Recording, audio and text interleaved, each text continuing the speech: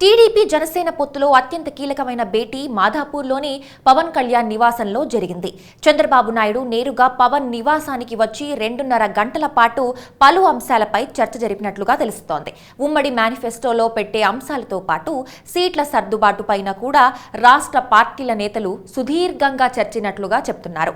విశ్వసనీయ వర్గాల బొగట్టా ప్రకారం తెలుగుదేశం పార్టీ 140 నియోజకవర్గాల్లో పోటీ చేసి జనసేనకు 35 స్థానాలు కేటాయించే అవకాశాలు ఉన్నాయని అంటున్నారు.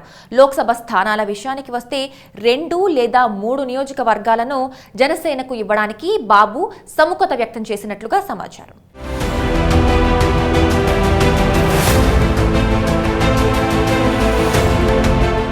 తెలుగుదేశం పార్టీ అధినేత చంద్రబాబు నాయుడు నివాసానికి పవన్ కళ్యాణ్ 2-3 దఫాలు రావడం, కీలక అంశాలపై ఇద్దరు నేతలు కూడా చర్చలు జరపడం చూశాం. ఇప్పుడు చంద్రబాబు నాయుడే తరలిపోయి మాదాపూర్లోని పవన్ కళ్యాణ్ నివాసానికి వెళ్లి ఆయనతో ఇంచుమించు 3 గంటల పాటు చర్చలు జరిపారు.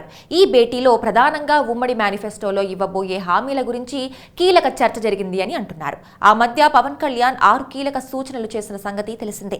వీటిని ఖచ్చితంగా ఉమ్మడి మేనిఫెస్టోలో చేరుస్తాము అని బాబు భరోసా ఇచ్చినట్లుగా సమాచారం.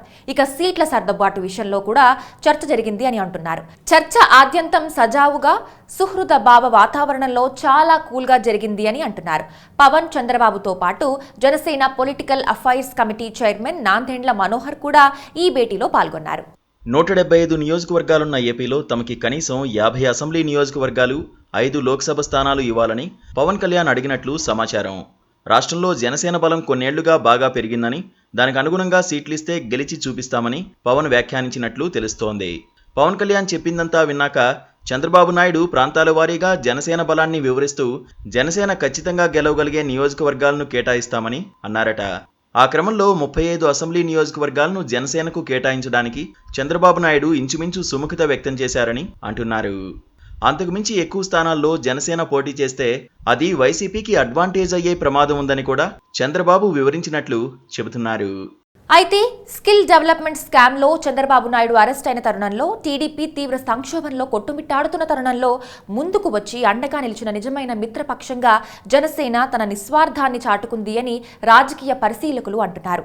ఏమీ ఆశించకుండా చంద్రబాబు కష్టాల్లో ఉన్న సమయంలో ఆదుకోవాల్సిన బాధ్యత తనపై ఉంది అని భావించిన పవన్ కళ్యాణ్ చంద్రబాబును జైల్లో పరామర్శించి తరువాత బయటకు వచ్చి చంద్రబాబు వంటి సీనియర్ నాయకులను అలా చూడడం చాలా బాధ వేసింది అని అన్నారు. ఆ నేపథ్యంలో ఈ క్షణం నుంచి టీడీపీ జనసేన కలిసే ముందుకు కదులుతాయి అని, తాము చంద్రబాబు నాయుడిని అన్ని విధాలుగా అండగా ఉంటాము అని పవన్ కళ్యాణ్ హామీ ఇచ్చారు. ఇది 2 పార్టీల్లోనూ పవన్ కళ్యాణ్ ఇమేజ్ ను ఆకాశానికి ఎత్తేసింది.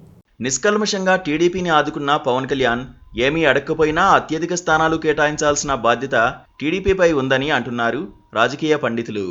అటువంటిది పవన్ కళ్యాణ్ నోరు తెరిచి కొన్ని స్థానాలు అడిగితే అందులో బేరసారాలు ఆడకుండా హుందాగా ఎన్ని అడిగితే అన్ని ఇవ్వాల్సిన బాధ్యత చంద్రబాబుపై ఉందంటున్నారు వారు.